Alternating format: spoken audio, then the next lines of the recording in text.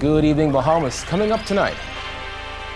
Business owners and residents vent their frustrations over constant power outages. Staff at PMH walk off the job claiming it's too hot to work.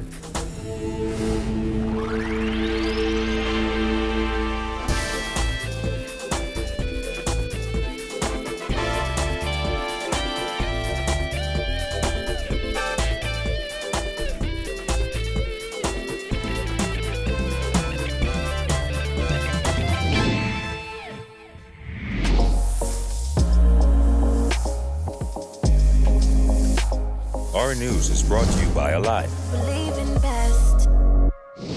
Welcome to Our News and thanks for joining us. I'm Kyle Joachim. Topping news tonight, Bahamas Power and Light CEO Whitney Hasty set to address the frequent power outages to hit consumers in New Providence. And as customers battle these outages hours at a time, those in the service industry say BPL's shortcomings is hitting their pockets hard. While the sound of clippers serve as the soundtrack of any barbershop, a lot of them have been left in silence lately.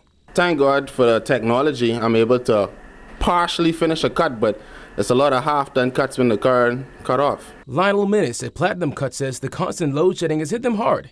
He said from the store opens in the morning to closing time at night, they're on edge, not knowing when the state-owned power company will shut them off or for how long.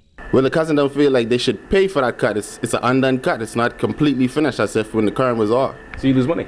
I lose some money. I lose a lot of money. And it's the same over at Elite's Barbershop, where Ricardo says without a generator and electricity shutting off for 3 to 4 hours at a time, business just isn't business. Yeah, because sometimes if the shop full, 3-4 persons waiting, they ain't need to wait no more. They go somewhere, probably up the road, down the road, wherever, where they could get cut. Some will come back, but it ain't a surety they might come back, because as you know, people have things to do. BPL has sought to keep the public informed of its load-shedding exercises via Facebook, Twitter, and most recently a WhatsApp group where its public relations team connects with members of the media.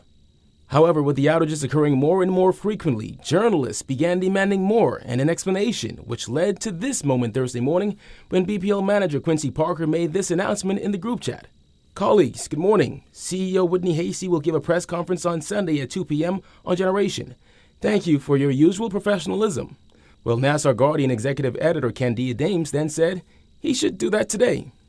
Eyewitness News director Clint Watson added, just confirming, you mean 4 days from now? Less than a minute later, both Dames and Watson were kicked out of the group.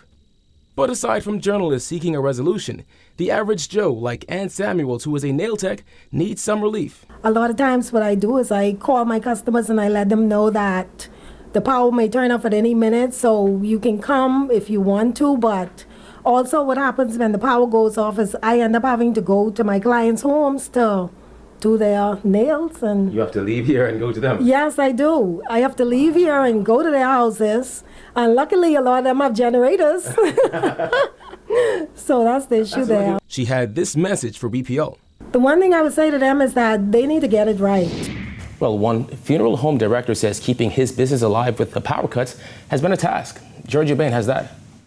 Residents and business owners vent their frustrations about the constant situation of load shedding at the hands of Bahamas Power and Light, and they're calling on officials to tell them the truth about what's really happening. Imagine going to a funeral home in your hour of bereavement to make burial arrangements for your loved one, only to be turned away because there was no power in the building to do so. Well, according to the owner of Serenity Funeral Homes and Crematorium, Michael HEPBURN, with the recent 3 to 4 hour load shedding, this has become a reality for his business. My power up to yesterday, my power was off from before 9 a.m., never came on until after 1. Numerous of families that I had to turn back and had to tell them if I could come to their house and do arrangements instead of them coming to my business establishment. Now imagine being in the middle of an embalming procedure to preserve human remains only for the power to be cut. Well, this has become a fare for HEPBURN, whose business is still without a generator. To a certain extent, it delays the embalming procedure because you need electricity to perform the embalming operation. It's really complicated because you don't know when the power is going to cut on, when it's going to cut off. You understand? So it's very disturbing. HEPBURN said at the end of the day he needs the power issue to be solved. When our news arrived at Ross Manufacturers of school uniforms, the power was off. With schools set to open in less than a month, manager ARCHIE MINNIS said his small business is suffering without a generator as outages hit 2 to 3 times a day and they're having to push back orders. We have to get out orders in a prompt manner, and we only have a small window before school starts. The blackouts have been something we anticipate every year, but this year has been really bad. MINNIS said he has even had to cut back on staffing. They still expect their salary, regardless if the light is on or off. And so you do have to make cutbacks and make provision, but at the end of the day, it all affects your bottom line. Owner of Universal Beauty Supplies, YAMMA in FLEUR, said with 3 locations and frequent outages, she's spending thousands on generator fuel monthly. It's increased every month now because during the summer, if you notice, it's continuous every day. Every day. At the end of the day, residents say they need the problem to be properly addressed. We're living in the 21st century and we're paying top dollar. So we should be able to get top dollar service. Reporting for our news, I'm Georgie O'Bain. Well, Bahamas Electrical Workers Union President Paul Maynard says stupid decisions at BPL are to blame for the vexing issue.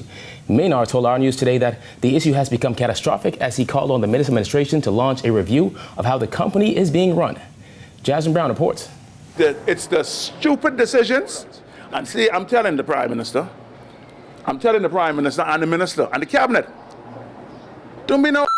Communities on New Providence and even some family islands have been rocked with lengthy blackouts. For months, BPL has conducted load-shedding exercises due to its inability to meet consumer demand. Last month, BPL Chairman Dr. Donovan Moxey insisted that there is no crisis at the power company, and over the weekend, Works Minister Desmond Bannister insisted that the situation being faced by BPL is not a matter of crisis. They have no appreciation for what's going on. Meanwhile, the board sitting up there, they're going home and they Jaguars and they fancy expensive cars. They're eating their crawfish and their pate foie gras and their beluga caviar and stuff, drinking the finest and stuff, and they ain't checking for the staff. I ain't the one. I'm not the one to mess with. But BPL officials have been adamant that a new $95 million Warcilla plant at Clifton Pier will bring relief. Maynard laughed off that claim as he insisted it's the workers who are keeping it going. The real problem is they should not have gone to Woodzilla in the first place. They should have gone to Shell and let Shell deal with this problem. And we wouldn't be having this conversation right now. But you see, we ain't getting to that because now we're in the problem. All right? So don't tell me that the staff is the problem. We got staff out there working round the clock tirelessly. When asked if he thought the Prime Minister and Public Works Minister need to address the nation on the matter, Maynard insisted that won't help anything. See, the Prime Minister and the Minister, the Prime Minister is a doctor.